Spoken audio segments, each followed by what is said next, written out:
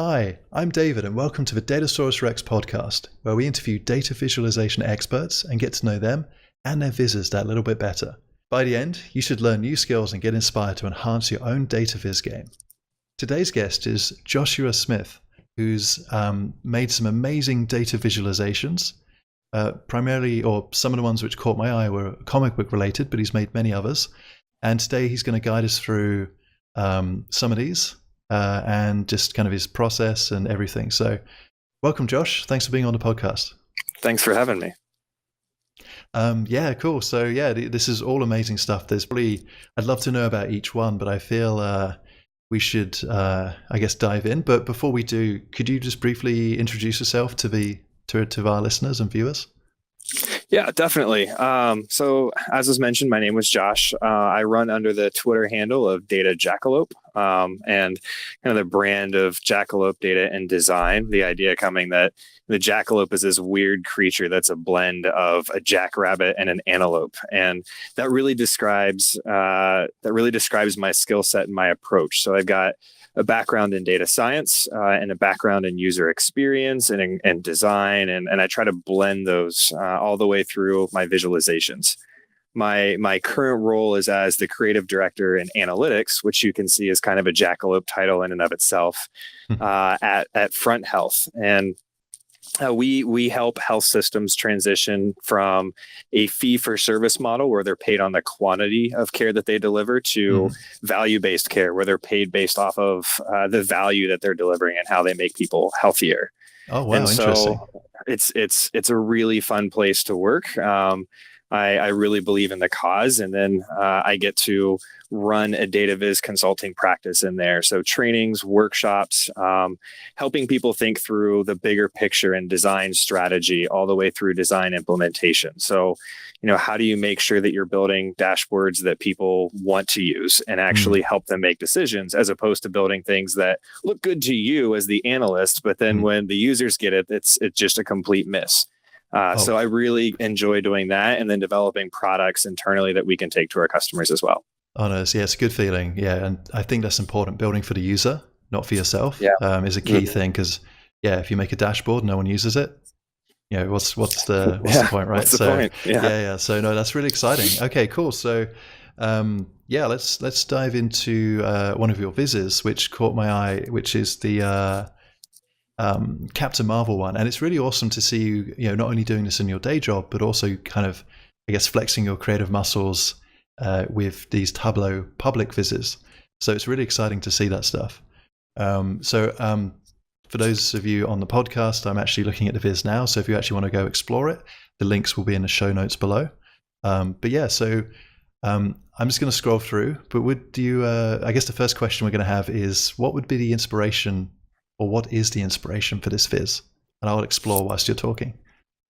Yeah, I mean, hands down, and obviously through the viz, the inspiration was women. I had been making a number of comic book visualizations and wanting to explore different superheroes. And you can explore the big names that you're seeing in the Avengers films, but there's also some names of people that people aren't familiar with. And then there's some superheroes, and the superheroes that I really love that kind of capture and embody important messages and spirits in our society. And Captain Marvel is a great example, especially the later run of Captain Marvel by Kelly DeConnick. She does such a good job of turning this into a women empowerment superhero.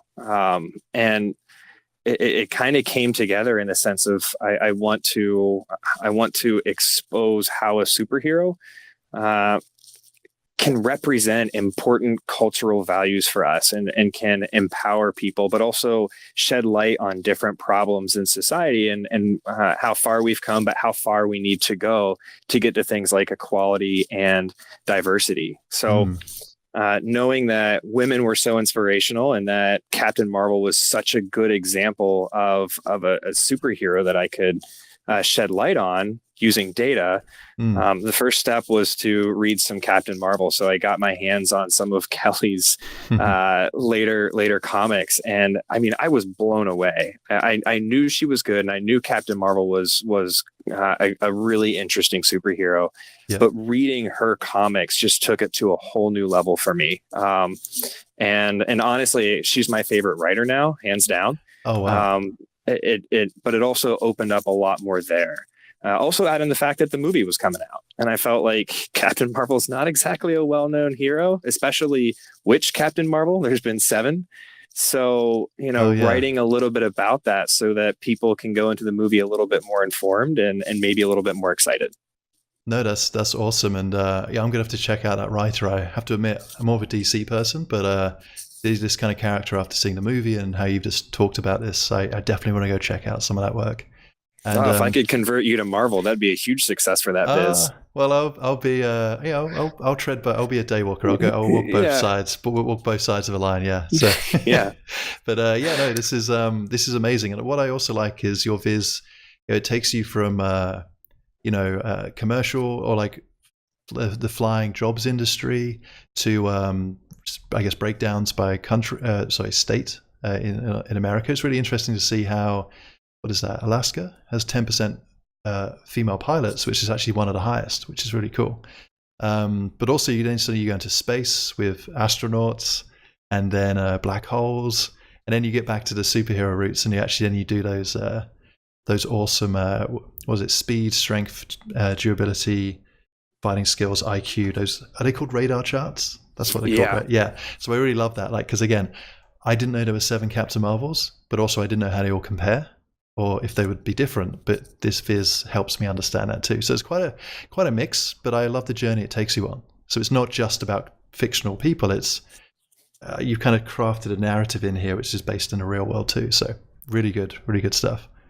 Yeah, and that's true of a lot of comic book heroes, right? Is they're capturing things that are happening in the real world. So for me, it wasn't too hard to just capture the data behind what the comic book characters are trying to capture already. That's a good point. And yeah, I guess comics which draw upon aspects of real life, it's still fantastical beings, but I guess if it's grounded in some kind of narrative close to people, that's awesome. I guess the same goes for data viz stories. It's, if it's relatable, it's going to cut through more with your audience. So cool. Mm-hmm. Okay, great. Speaking of data, the next question is, how did you go about collecting the data? Because it seems quite an eclectic mix. Yeah. So reading the comic, made some of the stuff really kind of just pop to the surface. In the comic run, there's Helen Cobb, that's supposed to be Captain Marvel's kind of hero in the series. There's a lot of really interesting talk about women in aviation, women in space. So I knew I needed to start there. Right. But when I'm trying to find the data, one of the first things I start with is just what I call rabbit hole research. Give myself the freedom to waste time. Let me click on links. Normally having 40 tabs open in a browser raises my blood pressure. This is a time when I'm a little bit more forgiving. And I see what's interesting. I see what catches my eye. And then I'll start trying to pull in different data sets. I'll do some analysis, see is there anything interesting here? Is there anything that's going to shed light on Captain Marvel and women in aviation, or do I need to scrap it? Right. Eventually curating down to a few data sets that I feel like were really part of this story. Okay, that makes sense. And I guess there's a bit of discipline involved there, because even looking at your current list of sources at the bottom of the page, there's quite a lot there. So I can imagine, you had many more, but it must be a tough job to figure out what to pick and choose. Mm-hmm. Yeah. And sometimes when you're pulling this stuff together, the story just kind of starts to write itself, right? As you're open-minded in your analysis and you kind of see those key insights, it's just the data tells you what the story is sometimes. And then, the one thing that was tricky was getting my hands on. I knew I wanted to talk about, as we transition from women in space, I wanted to talk about black holes and this theoretical white holes. That's not necessarily hard data to get your hands on. It's incredibly difficult data to interpret. I couldn't find data dictionaries. There were, most of the things were in the log scale. They have to be because these things are so big. And so, you need to capture certain kinds of differences that normally we don't think about. So it was a really interesting challenge to find what gave me what I needed, and then also to find the interpretation of that and really try to make some sense out of it. Wow. That's amazing. And that's kind of cool too, because not only do you make a good viz, but I often find when I do this stuff too, you learn a lot, which you wouldn't even think about. It's not like you wake up and go, I'm going to look at black hole data for no reason. But these kind of creative visualizations act as like, I guess, a good catalyst to go out and go find stuff and push yourself to try new things. And then you can learn new stuff, right? Which you've done, which sounds great. Yeah, I would say I'm informed enough to ask an astronomer questions, not informed enough to have a good conversation or to have a perspective, but to at least ask them the right questions. That's awesome. That's critical too. Yeah. The last piece of data is just one that I found and have used consistently for all of my Marvel themed vizzes, which is marvel.com. They have the ratings across those criteria we talked about before for the ratings charts. Yes. I want to make sure to mention that because I've gotten a little bit of questioning on my ratings of superheroes. And I want to say that they're not my ratings. These are Marvel. You can decide whether or not their website counts as canon. Right. There's some really weird trends in there about who you think could actually outfight and outsmart and outmaneuver who. But at least I'm pulling from something that's relatively canon. Yeah, it's like, if it's wrong, it's not your fault. It's not your subject. Because I was going to ask you about this, because I did look at your Guardians of the Galaxy Star-Lord viz, and so what stood out to me was that Mantis has like amazing fighting skills and all this stuff, and I was like, wait, hang on, really? I hadn't seen any of that demonstrated, but maybe I haven't read enough of the comics. But it seemed interesting. Yeah. I mean, I've got someone to blame, right? This multi-billion-dollar franchise called Marvel. I can blame them if people disagree, but those ratings really are more from the comics, and there are sides that we don't see when they translate into films. But it still can be hard to rationalize. Does Mantis, is her fighting skills so amazing because she just puts them to sleep and then she can slap them or whatever? I don't. Maybe that's the case. I don't know. I try to rationalize it, but sometimes it just seems like I would disagree with Marvel. But they're the experts. Yeah. I think they'll be all right even if we disagree. They're big. They can take it. Yeah, absolutely. Okay, that's great. Okay, no, that's cool. I was curious where you're getting that from, so it's good to know. I might have to play around or see if there's a DC version, maybe. Yeah, I bet there's got to be something out there. Oh yeah, I'd be surprised if not. Yeah. Okay, No, cool. Thanks for that. Okay, so next question is, I guess you already touched upon it, or more about how you started to think about the how you approached it. But yeah, how did you come at this? Like, what was your process in creating this data viz? I'm a really big believer in spending a little bit of time beforehand, or even a lot of time on the design strategy. So thinking about, what do I want people to feel? What do I want them to learn? And what do I want them to do? Design strategy has a little bit of a different meaning in graphic design and product design, but thinking about just an individual dashboard product and data visualization, that's kind of like the key questions I want to answer is what I want them to feel, what I want them to learn, what do I want them to do? And so, thinking about these topics, I wanted people to feel awe and inspiration at how awesome and powerful Captain Marvel is, but also at the women that inspired her. And also, maybe just a hint of frustration at the BS that women have had to deal with to get to where they are and what they still deal with. Oh, yeah, it's incredible. Like what they put up with, what they're going through. Yeah. But then that frustration can even turn more into awe and inspiration as you see these women heroes over time overcoming those obstacles. And so I felt like those emotions could really feed each other and kind of create a loop of excitement and inspiration there. Totally. I've learned a lot from this viz already, like how about Jerry Cobb and how she kind of paved the way for future, flyers and astronauts. It's amazing. And I didn't know half these names, these Russians and Americans who have been into space. It's really cool. I'm learning a lot from this stuff. Yeah. I mean, obviously I wanted people to feel like they were reading a comic viz. That's an important piece there that really, Hmm. it's a constraint in some ways. I believe that constraint breeds creativity. That comes from like my background in poetry. So having this constraint that I need it to look and feel and read like a comic book visualization was absolutely a critical component of the design strategy. No, and I love that. It definitely comes through. It's definitely looking like very much like a comic. And that was going to lead me on to just a slight side question. Like, have you written comics before, or do you just feel you've read enough that you've kind of got a grip on the layout? I'm just kind of curious as how you've approached the flow and where you put all the text boxes and stuff like that. Never really written or drawn comics. I mean, I'm sure that I drew little things when I was in middle school for fun, but nothing serious or professional. I think a lot of reading and then a creative background. I think a creative writing background helped me kind of pick up on some of the small nuances in the copy that they have in the text, how they narrate things, voice, tone, and style. By no means do I think I could submit this as an application to become a comic writer for Marvel, but I think reading through a lot of those has given me a little bit of insight so I can, maybe get 5 to 10 to 15% of the way there. No, I love it. And I kind of asked because I actually, a while back, I kind of wrote and produced my own comic. And that actually gave me great insights into the flow, like how do you tell a story? And again, I love that term you use, constraint, because again, you don't have the full luxury of like moving pictures or like making stuff up as you go along. You've got to rethink about it. You've got maybe 6 frames maximum per page, and you've got a couple of words. Like, how do you do that?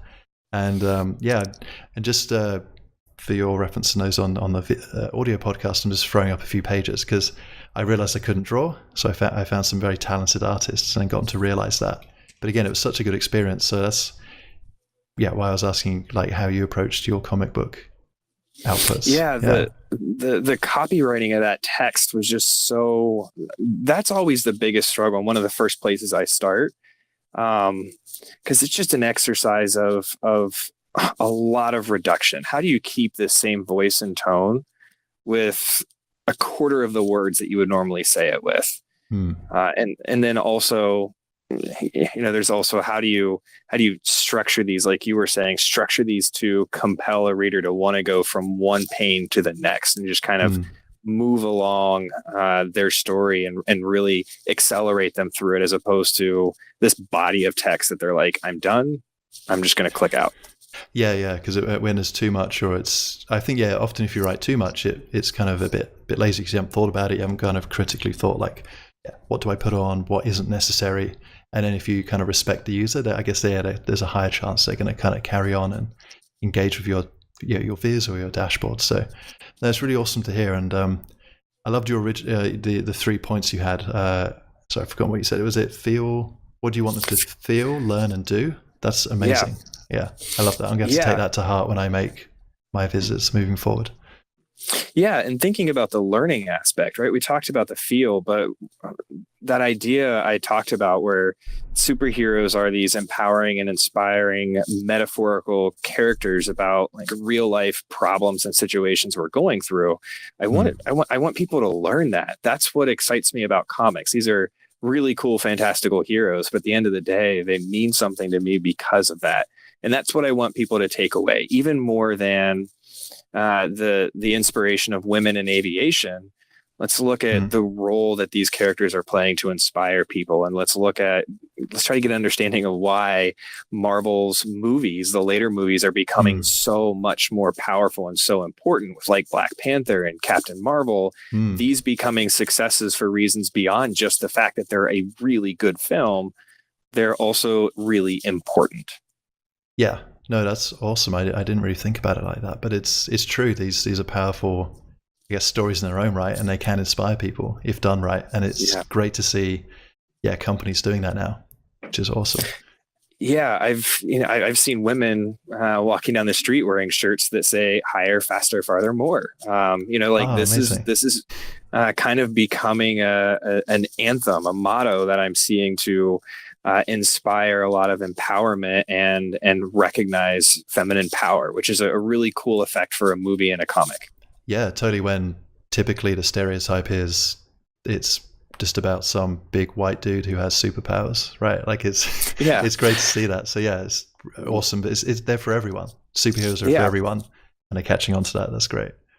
Yeah, Cool. I love Steve Rogers. I love Tony Stark, but like I don't need another strong or smart man in the picture. I want someone that's going to bring a little bit of diversity. That's going to make a more interesting and arguably valuable story. And not that those original heroes aren't important, but I want something new, something refreshing. Yeah, and it's great to see. And I love that you've championed that in this Viz. That's perfect. Yeah. Okay, cool. So, no, carry on. Sorry. The last question there is, what do I want people to do? And I would call this a success if somebody bought a ticket to go see Captain Marvel, or even if they wait till it comes out to streaming video or DVD or Blu-ray and they watched it that way, right? I want people to engage more with the character and the character's brand. That's kind of like the key point for me and the key goal for users. Awesome. Okay, I'll I can definitely recommend that too. It's a great film. Definitely go watch, guys. Yeah. Perfect. It's a good objective. Awesome. Okay. Next question. Just in the interest of time, I don't want to take up too much of your time. So, what was the best insight you got from this Viz? I think you already touched upon a few, but what was like the key insight you had, like, which made you go, "Oh wow," or "I have to tell people about this"? Yeah, in retrospect, this isn't really a mind-blowing insight, but this comes from the fact that, I'm a man with man's experiences. So sometimes these insights that women would always say, like, well, yeah, duh, aren't as immediately apparent to me. But seeing that the issue of women in aviation is compounded by age was really interesting to me, that men get this kind of second wind. You can imagine the stereotypical midlife crisis that men go through, or the idea that, like, hey, I'm coming close to retirement. I want a new hobby. Let me go learn to fly a plane. And you don't see that bounce back for women. You just see a steady decline over time. Yeah, I'm looking at that now, and it's like there's a bump in the early 20s, late 20s, and then it just fades off. Whereas the men spike back up at like 50. Yeah, literally a midlife crisis. Yeah, exactly. Yeah. Interesting. I was also really surprised with how long it took the U.S. to get a woman to space, especially when you were thinking about this kind of competition that was happening, the race to space between Russia and the U.S. And I would have thought that the U.S. would have looked at Russia and said, we need to be doing that. But yet there's this big gap where Russia gets a woman into space, and then nobody gets a woman into space, including Russia, for quite some time. And then the US starts to catch up. That was an interesting gap to me. That's so strange. Yeah, that's again, data is bringing that to life, and now everyone can see that, which is cool. Yeah. Interesting. Okay, no, that's cool. There's some good insights. I mean, there are far more, but that's a really good one to kind of draw out. Yeah. Okay, next question is... what skills did you learn from doing this project? Any in particular which stand out? I mentioned before, it's a skill that continues to be refined, is the copywriting. Everything is so tricky. There's also, as I dive into topics that as a white male, I may not have experience in, I want to get other thoughts and perspectives. So all of these, there's exercises in taking those to people that are going to have the experiences. So I showed my text to a lot of women that I know, got their feedback, iterated through a lot. So there was also an exercise of writing about a topic that I don't necessarily have, quote unquote, skin in the game, or rather I don't have the experiences to necessarily be the right narrator for that. Getting feedback from the people that are, and integrating and incorporating that is a skill that I'm refining, employing, and that's helping. That's really helping advance my copywriting skills. No, that's amazing. No, that's great. Yeah, I guess having empathy with your, either the people you're representing or your target audience is huge. So I guess last thing you want to do is just assume.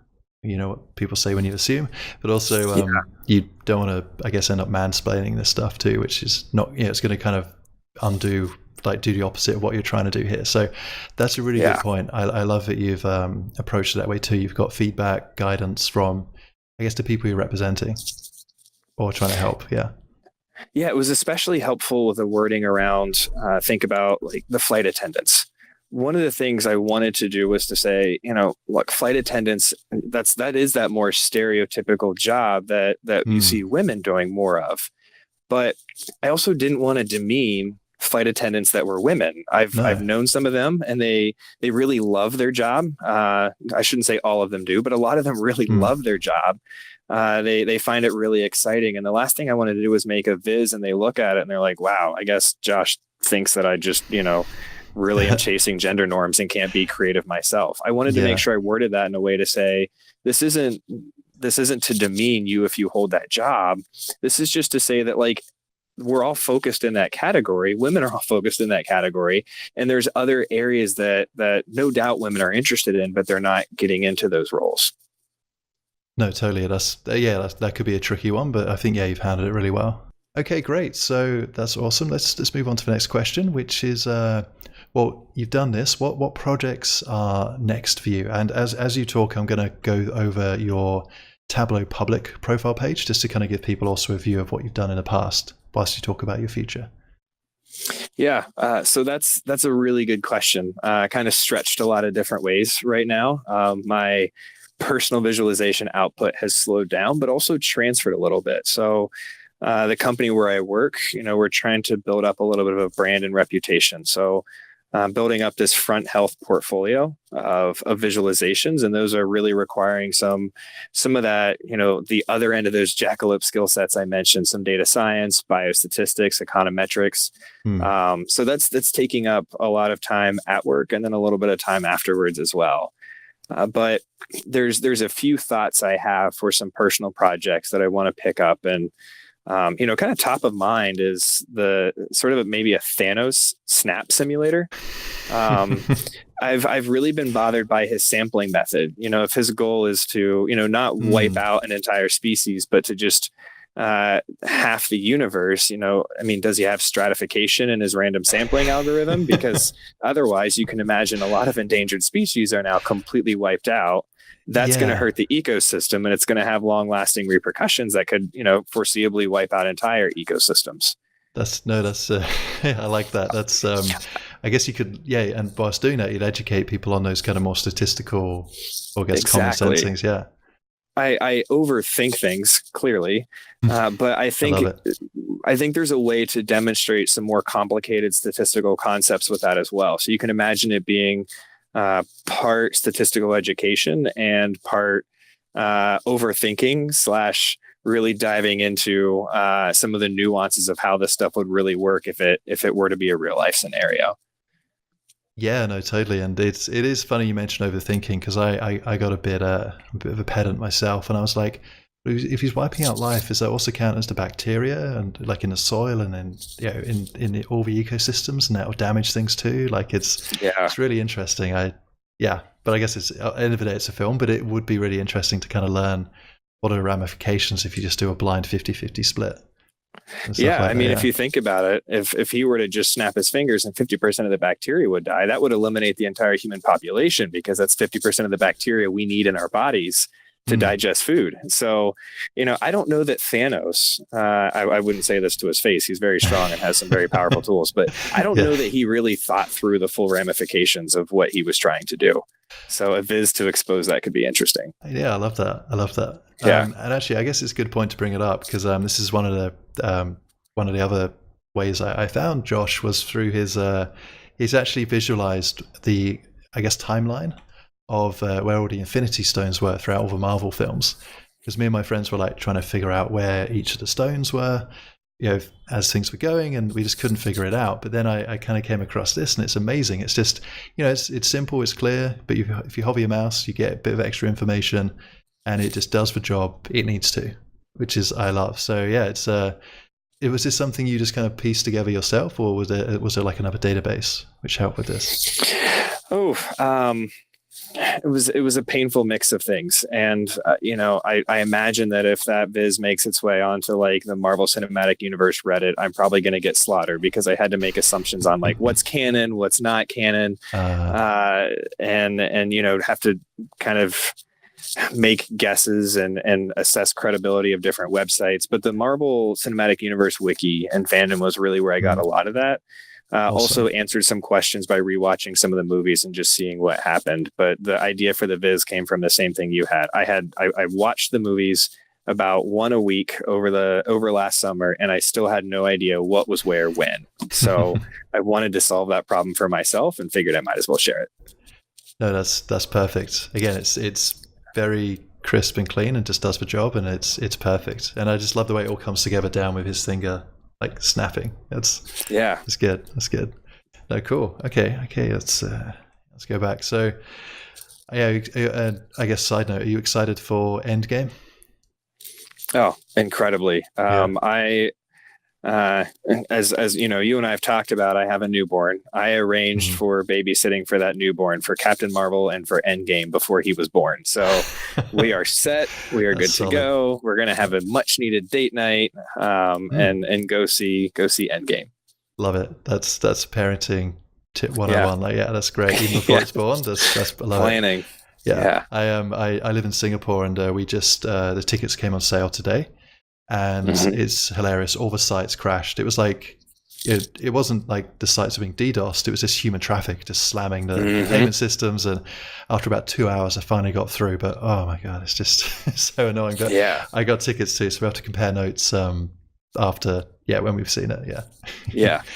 And hopefully it'll be interesting.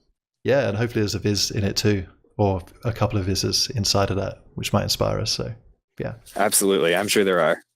Perfect. Okay, so what do we got next? Oh, yes. So I guess final question around these Vizes before we get into the rapid fire section. This question is there anything you'd like to promote, whether it's your stuff or someone else's? We'd love to hear what you'd like to share.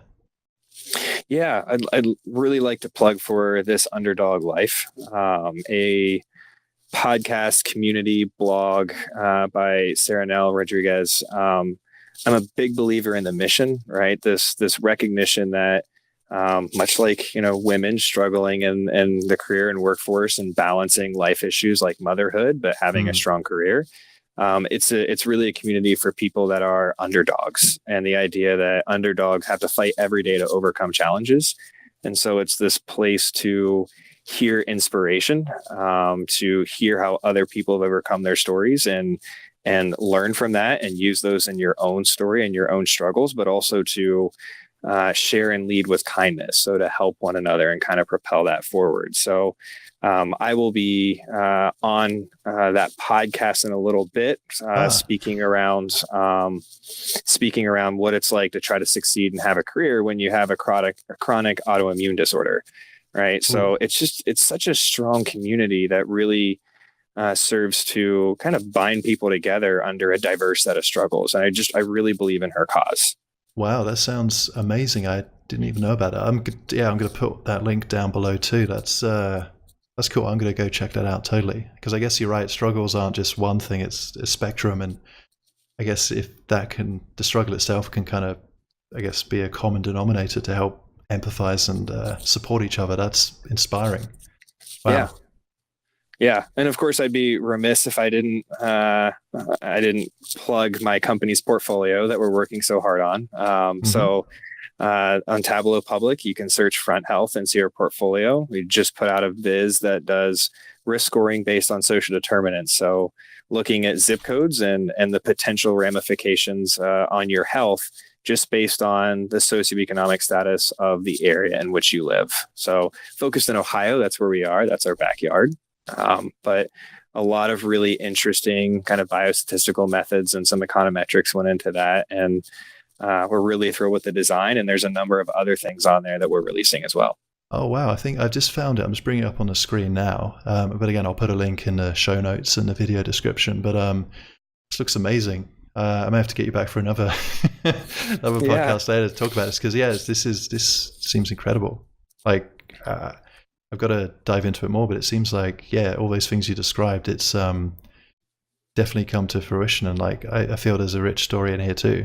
So, and looking at your design, it makes me want to go and explore and dive into. So cool. Okay, I'll put the link into that and the profile too. Definitely. That was a Jackalope project. I think it used every skill set I have to put that one together. So it was really fun to just string all these different talents and skills and also challenge myself to learn new ones and grow in different areas. So that was a really fun one to put together. Awesome. Okay, no, cool. I'm totally looking forward to checking that one out. Thanks. Yeah. Okay, so I guess we'll dive into rapid fire questions. So yeah, we've got about 20 minutes left. So yeah, like I'm just going to throw them at you. Take as little or as long as you like. But yeah, this should be just a great way to kind of, I guess we've learned about your vizzes quite a bit, but this is just going to be a great way to kind of get to know you, the person behind the vizzes. So yeah, it should be good. Okay, so first question is, who or what publications around data viz do you follow regularly? Yeah, so I think the first thing for me was to get into the Twitter community and just, my rule of thumb was to look for those pictures that you get at the Tableau conference, either someone holding that sign up, right? Or that colored background with a person in grayscale. Look for that. If the person has that, I follow, right? That was my way of trying to say, okay, I know this person is at least a little bit interested in data viz. I want to build that out. But through that, I started to see who was posting, what was interesting to me. So not one person per se in there, but just being part of and following and active in the Twitter community. I will say my mentor and someone that is really championing some causes I strongly believe in, the Zen master Bridget Cogley, right? She's great. And she's also in my backyard, Columbus, Ohio. But she's championing data ethics, and she's really opened my mind to concepts like we're talking about here in the Captain Marvel viz, where, I need to open my mind to try to understand experiences and struggles that aren't my own and shut up for a little bit and listen, and then try to help champion those causes. But also thinking about just ethics in general around data and how it's being used. And we work with healthcare data and EPHI at my organization. Because of some of the things that Bridget's taught me, we started a data ethics committee internally. It's really championing and opening my eyes for that. So highly recommend following Bridget Cogley. Yeah, that makes sense totally. She's great. Just her work is awesome, but it's also got a huge, I guess, ethical or moral edge to it, which again is great. You can make all the fun, silly vizzes, but also you can make some really powerful, impactful ones too. So. And she definitely does a lot of that, so that's great. Okay, cool. There's also about 20 data viz blogs that I follow. I'm not going to list those all off, but what I am going to say is I'm really interested in the ones that talk about design strategy. And so things like 538, The Guardian, Financial Times, right? Those organizations are talking about their guides, their standards, their style guides, and how they're trying to connect those to what they believe their audiences are trying to learn, how they want them to feel, what they want them to do. Seeing that design strategy at someone that's curating data viz is a really important read for me and helps me grow a lot. That's awesome. And I follow, I think, a lot of those you mentioned, which is good. And I think, was it The Economist in the last couple of weeks? They did a post on what they actually did wrong throughout the years. And that was a great way to humble, to hey, we messed up, here's what we should have done. And I feel that was a great learning experience too, to kind of, because we all make mistakes and we can always grow and do better. So it's awesome to see them, paying it forward and using themselves. Yeah, that was a cool post. Yeah, great. No, thanks. Okay, I'll link all those too. It's gonna be quite a long links, but I'll make sure to prioritize the good ones, the right ones. So, okay, next question is, well, I guess I say 1 to 3, but if you had to pick one, what would be your number one, I guess, trick or tip for using Tableau for anyone who's kind of new to it? It's going to be the dual axis. I had a point in my career where, I worked with that show me tab. Oh yeah. And that was it, right? That's what Tableau could do. And in fact, I was, consulting in data viz in general, and had to make recommendations on tool assessments and tool choices. And here I was limiting myself to that show me viz. And then I had someone show me how to make a donut chart. And that was such a pivotal change in how I use the tool, for the reason of like you're convincing the tool that there's really two axes, right? Even when there's not, and then that lets you bring more shapes and overlap them. And I realized that the Show Me tab isn't where it's at with this tool. And so it completely changed how I view this tool's capabilities. Dramatically. And I don't think I've clicked on the Show Me tab once since then. It's just that it completely changed how I use the tool. So the dual axis recommendation was like, that was the turning point for me. Like the sort of mind blown kind of, yeah. Yeah. Great. Yeah. No, that's awesome. I think you mentioned a good point, because the Show Me thing is good if you're starting off. It kind of gives you it's like training wheels. Like you kind of get used to what is and isn't possible. But I think, you've got to know that that's not everything you can do. And so, I think it's a great feeling when you kind of take those training wheels off and then start to, build your own from scratch as you understand the UI and how charts work. And no, that's a great tip. Thanks, Josh. Okay. Yeah. Cool. Next question is, if you can you tell us what your favorite chart type is? So I'm going to say when the correct chart that fits the kind of data you're presenting meets the correct user and the correct use case. Any chart then. If it's a bar chart, I think it's just as gorgeous as any of these more advanced visualizations. It's really when those three combine. If I were to say a bar chart or a slope chart and I see it misused, I don't like it anymore. So it's that triangle of meets the user, meets the data, meets the use case. That's my favorite chart type. I love that. That's great. Yeah, because that's totally true. Like one chart could be amazing for one thing, but terrible for another. I like that.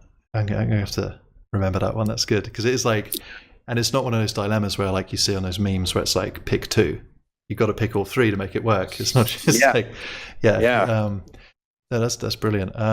Just side note, I guess, does that still apply to pie charts? Because they get a bad rap, and I like to think there's time and a place for them, and they're not like blanket don't use. What are your thoughts on that? Yeah. So there is the exhibit's no longer up, but in Columbus, Ohio's art museum, they had this gorgeous exhibit. I mean, it was basically a bunch of data artists and something called the Measures of Humanity exhibit. And in there was I bet it was a 5 foot tall pie chart made out of materials. Oh my God. And what it was depicting was the proportion of global military spending by country. So how much each country was contributing. Right. There's a lot of countries in the world. So there was near 200 slices in this chart. That sounds terrible, but it worked so well. Okay. And I can back this up with the evidence that there were 2 other Zen masters at this exhibit with me, and we all agreed, and including a number of other data viz experts in Columbus, Ohio, and we all agreed this works. And the reason being is that you could look at this chart and you could see that half of the chart was taken up by one country, which was the US. And so you look at that and you're like, wait a minute, who ate half the pizza? Right? It was that simple. And I can't think of another chart type that would have immediately shown how disproportionate one country was. I didn't need to see, the point of this story really didn't seem to be about all these small little slices they were trying to squeeze in. Yeah. No, that's a good point. Yeah, because when someone says 200 slice pie chart, I'm like, ugh. But if the main objective is show that disproportionate spending, then it's perfect. So that's wow. I guess side question: do you have any pictures? Were you allowed to take pictures of that? I'm really curious to see that.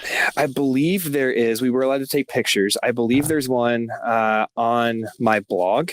Okay. I wrote a post on breaking the rules for the right reasons, and this was a really good example of it.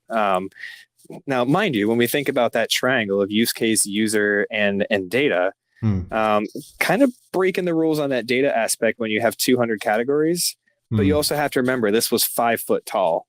So you have a little bit more flexibility to work there, and also just the key of the story. So I think the use of a pie chart there was absolutely right. It was great for a general audience, and it translates into a food analogy of someone's eating way too much of my pie or my pizza really well.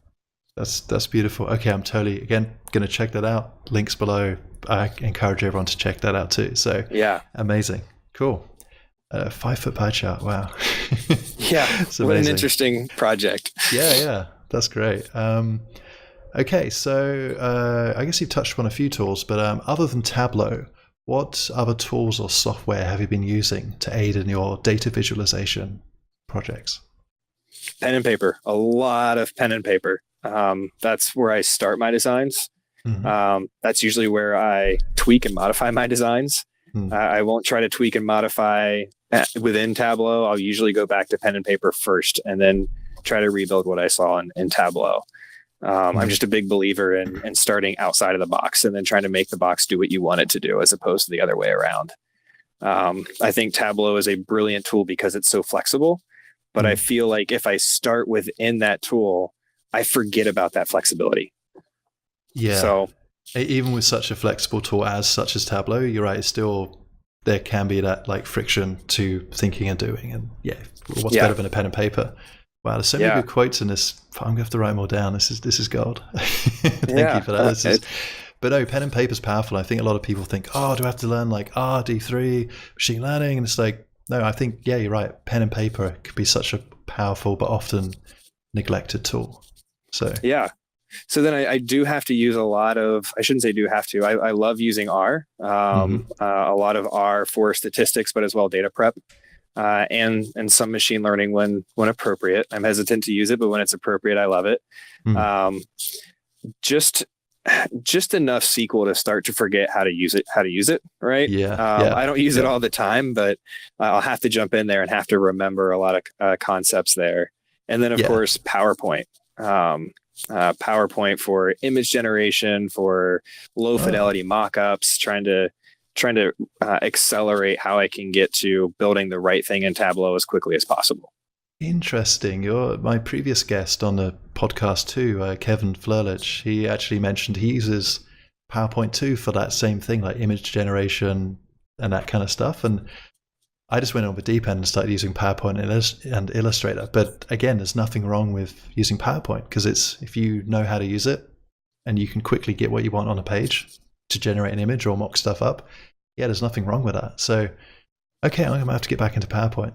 This is good. I actually started using PowerPoint after taking a class from, it was in user experience online. And the professor was like, you really don't need these fancy tools. If you have PowerPoint, that works. That's what I use. Which I thought was so interesting. And it felt freeing that I don't have to learn these more complex, hefty tools for most of the work that I'm doing. No, that's great. It's good to see great minds think alike. Just because I had this epiphany earlier this year where I teach data viz at my company, and I often thought it was unfair. Like I teach them the principles and the practices, and then they'd have to go learn tools, which I think they should learn, but they shouldn't be critical. But they shouldn't have to feel that's a barrier. And I was like, well, why don't you just draw them in Google Slides? If you know exactly how to lay things out on a page and you want the text and the labels to be here and there and this bar to stand out of a different color, you can draw that so quickly in Slides or PowerPoint.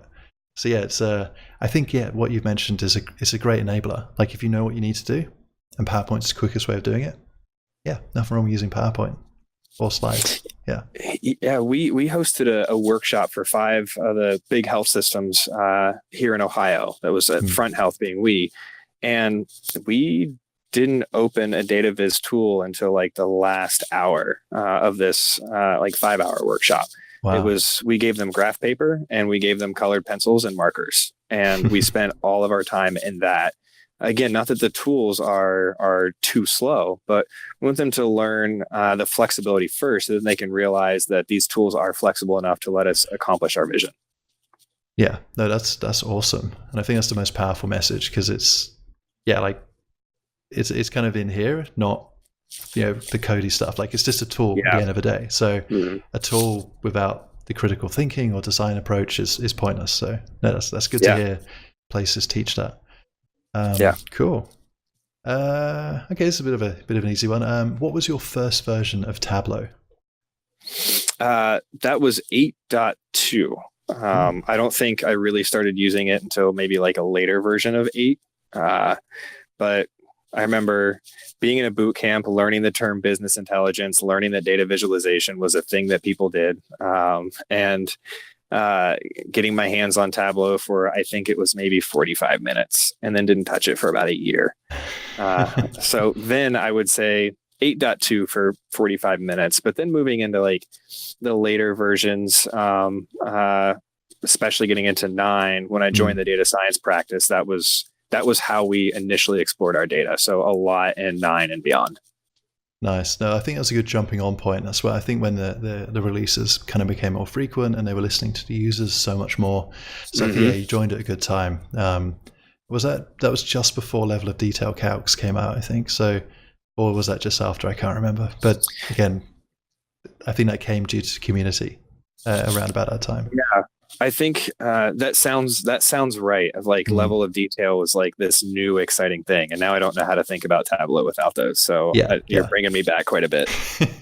Yeah, it's kind of good. It's like you appreciate all the new stuff. If you like the older the version, the more you appreciate everything going forward, I guess. Yeah.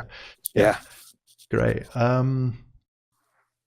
Speaking of Tableau again, what would be one feature you'd love them to see implement which they haven't already?